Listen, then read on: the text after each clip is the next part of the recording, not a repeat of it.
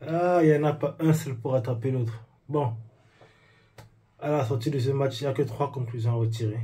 La première, c'est que j'imagine que les cartons de l'arbitre se sont perdus en cours de chemin. Je suppose qu'il est arrivé au stade sans ses cartons. Il a dû les oublier ou les jeter quelque part et puis il a réalisé seulement peut-être à la mi-temps qu'il avait oublié ses cartons. En fait, il a dû envoyer quelqu'un les chercher et puis peut-être qu'on lui a rendu avant que le match ne reprenne là. La deuxième chose, c'est que même son sifflet, j'ai l'impression que son sifflet, il y a des moments où le sifflet, là, j'ai l'impression qu'il soufflait à l'intérieur et puis on n'entendait pas. Peut-être qu'il soufflait fort et on n'arrivait pas à entendre on n'arrivait pas à entendre le bip. C'est pour ça que sur les fautes bizarres là et tout, bon, le match ne s'arrêtait pas. Et la troisième chose, c'est que les gars de Leganés, franchement, ils ont sûrement un certificat en poussing, vous voyez. Ils ont dû travailler en tant que pousseur au Cameroun quelque part. Sûrement, ils sont venus dans mon pays. Vous voyez les pousseurs là, leur travail. Vraiment, on charge dans les chariots, je sais pas comment on appelle ça, dans les chariots et puis ils poussent là. C'est leur travail là-bas. Franchement, c'est pas possible. On a été nuls. Un match insipide, sans saveur, un début de match extrêmement long. C'est-à-dire, on met des minutes et des minutes à prendre le rythme, à mettre l'intensité. C'est-à-dire, c'est pas croyable. On commence le match, on dirait qu'on est en train de jouer. Je sais pas. On dirait un match amical dans un stade municipal. Ce genre de match-là où il n'y a aucune envie, où tout le monde est décontracté, les gars, à la veille du match, ils ont bu de l'alcool. Vous voyez, ils arrivent juste pour passer le temps, quoi. En fait, c'était ça. Parce que franchement, les gars, ils mettent trop de temps à rentrer dans le match. C'est pas croyable. Beaucoup trop de temps à rentrer dans ce match. Vraiment, déjà, à la deuxième minute, on prend une frappe qui en temps normal, si Iñaki Peña n'écarte pas tout son corps comme il le fait, c'est but. Si c'est que l'attaquant, je pense que c'est le latéral, oui, je crois, je sais pas si c'est lié au latéral, bref, je suis un peu confus tellement le match était énervant, mais je crois qu'il est tout seul. Il réussit à faire le bon appel, on le sert côté opposé, c'est-à-dire il réussit quasiment à battre notre ligne qui était très mal alignée. Il a du temps pour se calmer, ajuster la frappe. Bon, lui aussi, il est nul, c'est pour ça qu'il rate, mais Peña a quand même fait l'arrêt. Et à ce moment-là, je me dis, ah, si on marque là, ce ne sera pas surprenant. Et directement sur le corner qui suit, on encaisse. Direct, on prend un but. Le marquage sur le corner, franchement, Koundé, le gars te laisse là, il contourne pour aller de l'autre côté. Et tout le monde le voit faire la course. C'est-à-dire, même moi qui étais là, assis, avant même que la balle arrive, et lui, je me dis, ah, le ballon, il va sur lui. Personne ne décale le coulisse, n'essaye même de courir. Rien du tout. Il a le temps d'ajuster la tête tranquille. Tranquille. Comme si de rien n'était. Non, mais vous vous foutez de qui, en fait? Vous vous foutez de qui? Et ce soir, franchement, les joueurs là, offensivement, non. Daniel Mo, Lewandowski, ce soir, ce que vous avez fait, c'est criminel. C'est une faute professionnelle. On doit vous enfermer. Il doit avoir des cages ou bien des cellules en prison spécialement prévues pour vous. Parce que c'est ce que vous méritez. C'est ce qu'il vous faut. Le nombre d'occasions ratées de Lewandowski, c'est pas croyable. Le nombre de passes ratées de Daniel Olmo. C'est-à-dire, en première mi-temps uniquement, Pedri peut rentrer avec minimum 3 passes décisives. Parce que le match que lui est fait, c'est pas la même chose. Et le pire, c'est que... Ah, c'est pas croyable. Franchement, je suis dépassé.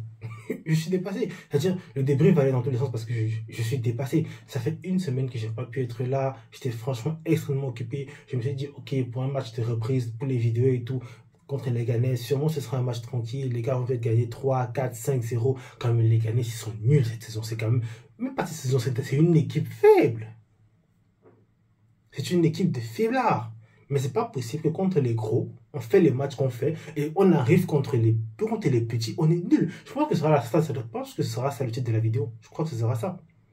Faible contre les faibles, fort contre les forts. Je pense que ce sera ça le titre de la vidéo. Un truc comme ça ou un truc un peu bête. Vous voyez, je péquais même à cause des... C'est pas possible. Non. Non. Les gars, si vous n'avez pas envie de jouer, ne venez pas sur le terrain. Vous n'êtes pas obligé de simuler une diarrhée, faire croire que vous avez mal au ventre, vous avez mangé mal la veille. Vous voyez, c'est pas possible. Et sur ce match-ci, on a failli perdre Lamine Yamal. Et je vous assure, là, peut-être qu'il n'est pas sorti de ses blessures et tout, mais il avait demandé le changement en un temps. Il a demandé le changement à un moment dans le match. Et j'ai l'impression qu'il n'est pas peut-être à 100%. Vous voyez, après, bon, que... J'ai l'impression, en fait, que d'ici 2-3 heures, là, on va sortir une nouvelle ou une news qui dit Yamal blessé ou il va peut-être rater le prochain match ou un truc pareil. Et après, le cycle de défaite va continuer.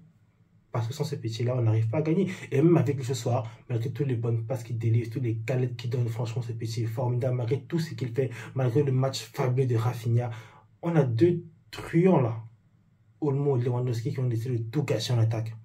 Et vraiment, l'autre joueur qui m'a aussi extrêmement énervé durant ce match, Inigo Martinez. Défensivement ce soir, c'est pas possible. Le gars, après le premier match de la saison où il a été catastrophique, il n'a enchaîné que des top rencontres, des top performances. Et ce soir, il a décidé de redevenir celui qu'on a vu durant le premier match, en fait. Les gars, le débrief va être long pour rien, parce que tellement il n'y a rien à retirer. Il n'y a rien à retirer de ce match. Il n'y a rien. Et oui, on peut parler de l'arbitrage. Franchement, cet arbitre-là, c'est la première fois, en fait. Bon, peut-être la troisième fois, oui, parce qu'il y a eu Gilles Manzano, il y a eu, comment on appelle l'autre gros-là, là, j'ai oublié son nom. Mais, à part ceux-là, ces idiots-là, c'est la première fois que je le reçois pendant un match Barça, et je vais rechercher le nom de l'arbitre. Et là, je trouve une anecdote fabuleuse. Cet arbitre-là, M. Gonzalez, a le même nom du buteur de l'équipe de Leganés. Gonzalez. Je ne sais pas si c'est parce qu'ils ont le même nom, que durant tout le match, il n'a pas vu à quel point ce joueur-là passe le temps à pousser. C'est-à-dire, ces mecs sont toujours comme ça. Comme ça. Les gars, comme ça. Ceux qui ont vu le match ne vont pas laisser mentir. C'est toujours comme ça. Il y a des moments où on fait des poussettes, on pousse les fins, on les met à terre devant l'arbitre. Il est placé là, il voit le match, il écarte ses deux gros yeux, il regarde. Et à aucun moment, il ne siffle. C'est pas croyable en fait. C'est pas croyable. C'est pas croyable. Les gars, je vais même pas me casser à essayer de faire un montage. Là que je suis nul en montage. Je vais pas essayer d'arranger la vidéo, de faire les quêtes, tout ça. Le débrief sera moche. Parce que le match en lui était moche. C'est-à-dire, les Ghanais fait un match. Ils mettent un but. Et à partir, je pense, de la 15e minute, ils essayent de perdre le plus de temps possible. Les joueurs sont couchés toutes les 3 secondes. Et dès qu'ils se relèvent même, ils ont parqué un bus. C'est pas possible. Et vous savez, c'est même pas tant qu'ils partent le bus. Le fait qu'ils partent le bus, c'est même pas ça le problème. C'est-à-dire c'est à nous de pouvoir trouver les solutions, de pouvoir créer l'espace, de pouvoir briser le verrou là. Mais le nombre de temps qu'ils gagnent durant le match à la fin de la seconde mi-temps, 3 minutes additionnelles, c'est pour faire quoi? Franchement, je vais m'arrêter là ce soir. J'ai pas envie d'assassiner des gens. J'ai pas envie de couper les têtes. Le match était... On va laisser comme ça. Ok? On va laisser comme ça. On va laisser comme ça. C'est-à-dire, à la fin de la saison, si l'Atlético est premier et qu'ils prennent la Liga, on n'aura qu'à s'en... C'est-à-dire, on n'aura que nos yeux pour pleurer, c'est tout.